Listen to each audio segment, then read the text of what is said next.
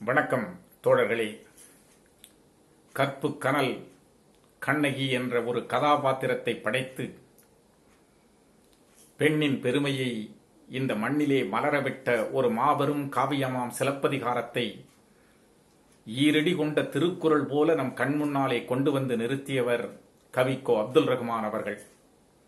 பால்நகையாள் வெண்முத்து பல்நகையாள் கண்ணகி தன் கால்நகையால் வாய்நகை போய் கடுத்து நகை இழந்த கதை என்று அவர் சொல்லுவார். அதுபோல 24/6/2025 இன்று கவியரசு கண்ணதாசன் அவர்கள் பிறந்த தினம். அவருடைய 99வது பிறந்த தினத்தில் ஒரு மாபெரும் கடலை ஒரு கலசத்திலே அடைத்து அதை சமூக வலைதளத்திலே பரிமாறிக்கொள்வது என்பது இயலாத காரியம். எனவே அவர் சார்ந்த ஒன்றிரண்டு செய்திகளை மட்டும் உங்களோடு நான் பகிர்ந்து கொள்வதில் மிக்க மகிழ்ச்சி அடைகின்றேன். கவிஞன் என்பவன் யார்? பாரதி ஒற்றை வரியில் சொல்லுவான், கவிதை எழுதுபவனெல்லாம் கவிஞன் அல்ல, எவன் ஒருவன் கவிதையாய் வாழுகிறானோ அவன்தான் கவிஞன் என்று சொல்லுகிறான். எவன் ஒருவன் ஒளிவு மறைவின்றி தன்னை திறந்து வைத்திருக்கிறானோ, அனைத்து விதமான கட்டுக்களில் இருந்தும் தன்னை விடுவித்துக் கொள்ளுகிறானோ, விடுதலை பெற்றுவிட்ட உணர்வோடும் உள்ளத்தோடும் வாழுகிறானோ, இந்த மக்கள் சமூகத்தை எந்த விதமான நிபந்தனையின்றி நேசிக்கிறானோ, இந்த இயற்கையோடு தன்னை முழுவதுமாக இணைத்துக் கொள்ளுகிறானோ, அவனுடைய படைப்பு மட்டுமே காலத்தை தாண்டி நிலைத்து நீடித்து நிற்கும் என்கிறான். அந்த வரிசையில் கம்பன், பாரதிதாசனுக்கு பின்னால் மக்கள் மனதிலே சிம்மாசனம் போட்டு கம்பீரமாக அமர்ந்திருப்பவர் கவியரசு கண்ணதாசன் மட்டுமே. மகாகவிக்கும் கவி சக்கரவர்த்திக்கும் பாவேந்தருக்கும் அவர்களுடைய கவிதை நிலப்பரப்பை விரிவடைய செய்வதற்கு அந்த காலத்தில் வெவ்வேறு களங்கள் இருந்தது. கம்பனுக்கு ஒரு காவியம் கிடைத்தது. பாரதி வாழ்ந்த காலத்தில் விடுதலை உணர்வும் தேச பக்தியுமாய் ஒரு களம் இருந்தது. பாரதிதாசனுக்கோ தமிழை புத்துணர்ச்சி செய்ய வேண்டிய, போர்க்கோலம் பூண வேண்டிய ஒரு சூழ்நிலை இருந்தது. ஆனால் இத்தகைய களங்கள் எதுவுமே இல்லாத நிலையில் கண்ணதாசன் திரைக்கு பின்னாலே வருகின்ற இசையில் சித்து வேலை காட்டி தன்னை தத்துவ ஞானியாக மாற்றிக்கொண்ட ஒரு மகா கவி. பாரதிக்கு தராத ஒரு மரியாதையை, பாரதிதாசனுக்கு கிடைக்காத ஒரு வரவேற்பை இந்த தமிழ் சமூகம் கண்ணதாசனுக்கு தருகிறது என்றால் காரணம் என்ன? அவரே சொல்லுகிறார், ஒவ்வொரு மனிதனுடைய வாழ்க்கையில் நிகழும் பல்வேறு நிகழ்வுக்குள்ளும் நான் இயற்றிய பாடல்களில் ஏதோ ஒன்று எதிரொலித்துக் கொண்டே இருக்கும் என்று சொல்லுகிறார். தன்னுடைய வலி, தன்னுடைய வேதனை, தன்னுடைய சோதனை, இப்படி அவன் முகத்தை பார்த்து மட்டுமே அவன் பாடினான். ஆனால் ஒவ்வொரு மனிதனும் தன் முகத்தை பார்த்து கொண்டு அவன் பாட்டை கேட்க வேண்டிய சூழ்நிலைக்கு அவன் உருவாக்கினான். அத்தனை பெரிய தத்துவங்களை வாரி வழங்கிய அற்புதமான கவிஞர் கண்ணதாசன் அவர்கள். இன்றைக்கு எத்தனையோ திரைப்படங்கள், பாடல்கள் வருகின்றன.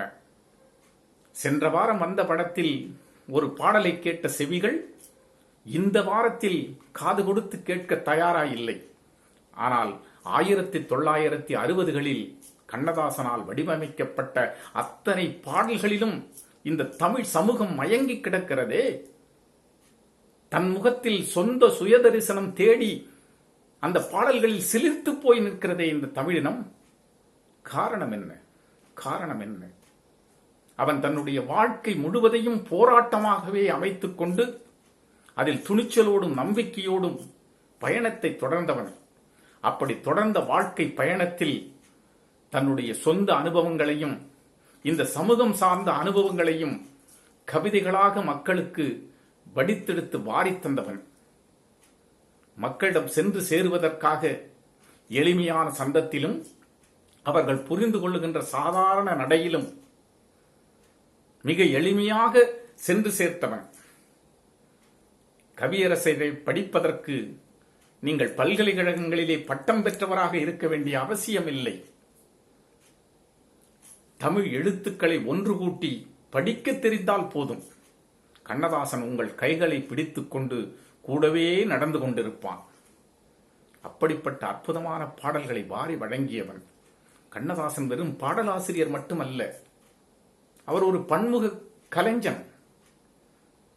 கவிஞராக, கட்டுரையாளராக, நடிகராக, திரைக்கலைஞராக, நாவல் ஆசிரியராக, பேச்சாளராக, அரசியல்வாதியாக, இப்படி பல்வேறு துறைகளிலும் படைப்புகளை வாரி வழங்கியவன். அவனுடைய கவிதைகள் நம் கண்களில் நீரை வரவழைக்கும். அவன் கண்ட அனுபவங்களின் மூலமாக வாய்த்த அத்தனையும் இந்த வாழ்க்கையும், அந்த வாழ்க்கையில் வருகின்ற இன்பம், துன்பம், வளர்ச்சி, வீழ்ச்சி, ஏற்றம், தாழ்வு, வறுமை, தாழ்மை, காதல், இப்படி எல்லா விதமான நவரசங்களையும் கொண்டு வந்து கட்டியதால் தான் இந்த தமிழ் சமூகம் தனக்கு தேவையானதை அந்தந்த நேரத்திலே பொறுக்கிக் கொண்டு அவன்பால் சிலிர்த்து போய் கிடக்கிறது. எனவே அவன் பாடிய பாடல்களில் மிக பிரபலமான மயக்கமா, கலக்கமா, ஆட்டுவித்தால் யாரொருவர் ஆடாதாரே கண்ணா, போனால் போகட்டும் போடா, சட்டி சுட்டதடா, எங்கே நிம்மதி என்ற போன்ற பிரபலமான பாடல்களெல்லாம் ஏற்கனவே மிகப்பெரிய பேச்சாளர்களும் பேரறிஞர்களும் கருத்துக்களோடு உங்களுக்கு வாரி வழங்கி இருக்கின்றார்கள். எனவே திரைப்பட பாடல்களை நான் எடுத்துக்கொள்ளப் போவதில்லை. அவருடைய கவிதை தொகுப்பிலிருந்து ஒன்றிரண்டு பாடல்கள். தன்னை புகழ்வதற்கு தனக்கொரு சொல்லை தராத தமிழுக்கு இவன் வாழ்த்து கூறுகிறான். கதிர் வெடித்து பிழம்பு விட, கடல் குதித்து சூடாற்ற, முதுமை மிகு நிலப்பரப்பின் முதல் பரப்பு தோன்றிவிட, நதி வருமுன் மணல் தருமுன் நலம் வளர்த்த தமிழனங்கே, பதிமதுரை பெருவெளியில் பாண்டியர்கை பார்த்தவளே, நின்னை நான் வாழ்த்துவதும் என்னை நீ வணங்குவதும் அன்னை மகற்கிடையே அழகில்லை என்பதனால், உன்னை வளர்த்து வரும் உன் புகழ்சேர் புலவர் தன்னை பாடுகிறேன் தமிழ் புலவர் வாழியவே என்று அந்த தமிழ் மகளின் நெற்றியிலே திலகம் தீட்டியவன் கண்ணதாசன். அவருடைய திரைப்பட பாடல்களில் எவரும் சொல்லாத ஒரே ஒரு பாடல் எனக்கு மிகவும் பிடித்தது. நான் விரும்பி விரும்பி கேட்டு கண்ணீர் சிந்துவேன். இந்த பாரத தேசத்தின் பாதுகாப்பை உறுதிப்படுத்துகின்ற, இந்த மக்களுடைய வாழ்வுக்கு பாதுகாப்பு தருகின்ற இராணுவ வீரர்கள் வெயிலிலும் மழையிலும் பனியிலும் இருளிலும் பகலிலும் இமை மூடாமல் விடிகாத்து பயணம் செய்கின்ற அந்த இராணுவ வீரர்களினுடைய புகழை பாடுகின்ற ஒரு அற்புதமான பாடல் தாயே உனக்காக என்ற திரைப்படத்தில் வரும். கருநீல மலைமேலே தாயிருந்தாள், கருநீல மலைமேலே தாயிருந்தாள், அந்த காஷ்மீர பனிமலையில் மகன் இருந்தான். கருநீல மலைமேலே தாயிருந்தாள், அந்த காஷ்மீர பனிமலையில் மகன் இருந்தான். வரவேண்டும் மகன் என்று பார்த்திருந்தாள், வழிமீது விழி வைத்து காத்திருந்தாள். பாலூட்டும் போது அன்னை நினைத்தாளா, பிள்ளை பாரதம் காக்கும் என்று பார்த்தாளா? தாலாட்டு பாட்டிலதை இசைத்தாளா? தாலாட்டு பாட்டிலதை இசைத்தாளா? பிள்ளை தாயகம் காக்கும் என்று படித்தாளா? வரவேண்டும் மகமென்று பார்த்திருந்தாள், வழிமீது விழி வைத்து காத்திருந்தாள் என்று அந்த பாடல் வரும். எந்த நேரத்தில் உயிர் போகும் என்ற தெரியாத நிலையிலே தன் மகன் வருகின்ற வருகையை எதிர்பார்த்து காத்திருப்பதாக அந்த பாடல் கேட்கும் பொழுது மலைமலையாய் கண்ணீர் மாலை மாலையாய் சொரிந்து கொண்டிருக்கின்ற அந்த கண்ணீருக்கு நடுவிலேதான் நாம் அந்த பாடலை கேட்க முடியும். எனவே ஒரு கவிஞன் என்பவன், ஒரு படைப்பாளி என்பவன் சாதனையாளனாக மாறிவிட்டால் அவனுக்கு மரணம் என்பதே கிடையாது. மரணமில்லா பெருவாழ்வு அவனுடைய வாழ்வு. இந்த மண்ணிலே தோன்றுகிறார்கள், மறைகிறார்கள். இறந்து போன அத்தனை பேருமே இறந்து போகிறார்கள்.